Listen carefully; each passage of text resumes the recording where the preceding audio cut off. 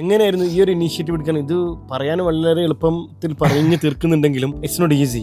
എങ്ങനെയായിരുന്നു ഇതിലേക്കുള്ള ഒരു ധൈര്യം വന്നത്? നമ്മൾ ഇൻവെസ്റ്റ് ചെയ്യുന്ന ഒരാളും ഇൻവെസ്റ്റ്മെന്റ് സ്വീകരിക്കുന്ന ഒരാളും ആയതുകൊണ്ടാണ് ഇതിന്റെ ക്ലാരിറ്റി ഗ്യാപ്പ് നമുക്ക് ഫൈൻഡ് ചെയ്യാൻ പറ്റും. നല്ല നല്ല പ്രോജക്റ്റുകൾ നാട്ടിലുണ്ട്, പക്ഷെ ഇതിന് പ്രോപ്പറായിട്ട് ഇൻവെസ്റ്റ് ചെയ്യാൻ സപ്പോർട്ട് ചെയ്യാനും നമുക്ക് പറ്റുന്നതിന്റെ ഒരു അഡ്വാൻറ്റേജ് എന്ന് പറയുന്നത് നമുക്ക് ഒരു പ്രൊജക്ട് അസസ് ചെയ്യാനും അതിനൊക്കെയുള്ള സിസ്റ്റംസ് ഉണ്ട്, ടീമുണ്ട്, അതിനുള്ള ഫെസിലിറ്റീസ് നമുക്കുണ്ട്. പക്ഷെ ഇതൊരു ഇൻവെസ്റ്ററിന് ഉണ്ടായിക്കോളുന്നില്ല. ഒന്ന്. രണ്ടാമത്തെ കാര്യം, ഇവരെ മോണിറ്റർ ചെയ്യാനോ ട്രാക്ക് ചെയ്യാനോ അവർക്ക് അറിയണമെന്നില്ല. ഇവർ പറയണ കേൾക്കാന്നല്ലാതെ അവരെ സ്ക്രൂട്ടൻ ചെയ്യാനോ അവരെ വാലിഡേറ്റ് ചെയ്യാനോ അവർ കൊടുക്കുന്ന ഡാറ്റാസ് വാലിഡേറ്റ് ചെയ്യാനൊന്നും ഇവർക്ക് നോളജും അവരെസ് ഉണ്ടായിക്കോളുന്നില്ല. ഇവർ എടുക്കുന്ന സർവീസുകൾ, കാര്യങ്ങൾ ഏതൊക്കെ കമ്പനീസാണ് എടുക്കുന്നത്, അല്ലെങ്കിൽ ഈ സർവീസുകളൊക്കെ പ്രോപ്പറായിട്ടാണ് എടുക്കുന്നത്, അതിന്റെ ബില്ലിങ്സ് കറക്റ്റ് ആണോ, അതിന്റെ പ്രോസസ്സുകൾ, അതിന്റെ ഔട്ട്കംസ് കറക്റ്റ് ആയിട്ട് വരുന്നുണ്ടോ. ഈവൻ നമ്മളൊരു പ്രൊജക്റ്റിൽ ഫണ്ട് ചെയ്യണമെങ്കിൽ തന്നെ അതിനൊരു മോഡൽ ഉണ്ട്. ഇപ്പോൾ ഞാൻ നേരത്തെ പറഞ്ഞ 3 വീക്ക് ട്രെയിനിങ് കഴിഞ്ഞ് കഴിഞ്ഞാൽ അവരുടെ കമ്പനി രജിസ്ട്രേഷൻ, ബാങ്ക് അക്കൗണ്ടും കാര്യങ്ങളൊക്കെ ഓപ്പൺ ആയിട്ടുണ്ടാവും, അവരുടെ ബിസിനസ് പ്ലാൻ റെഡി ആയിട്ടുണ്ടാവും. അടുത്തൊരു മേജർ മൈൽ സ്റ്റോൺ അവർ കാണേണ്ടത് അവർ റവന്യൂ മേക്കിംഗ് ഒരു ഫസ്റ്റ് കസ്റ്റമേഴ്സിലോട്ട് എത്തി അടുത്ത സ്റ്റേജിലോട്ട് പോകുന്നതാണ്.